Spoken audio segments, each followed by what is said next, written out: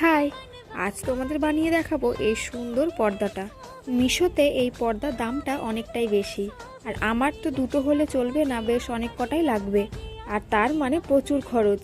আর এটাকেই আমি খুব কম খরচে ক্রিয়েট করে দেখাবো। আর তার জন্য আমি মিশো থেকে একটা পাতলা সিল্কের শাড়ি অর্ডার দিয়ে নিয়েছি। আমি যেমনটা চেয়েছিলাম ঠিক তেমনটাই এসেছে। এবার আমি জানলার মাপটা নিয়ে নেব, আর সেই মাপ অনুযায়ী এটাকে কাটতে বসে পড়েছি। আর এবার পালা এটাকে সেলাই করার। তোমরা সবাই জানো আমি আমার এই ঘরটাকে একটু নিজের মতো করে সাজিয়ে তোলার চেষ্টা করছি। আর তার সাথে সাথে আমি এটাও চেষ্টা করছি যে সব কিছুতেই যেন আমার হাতের ছোঁয়া থাকে।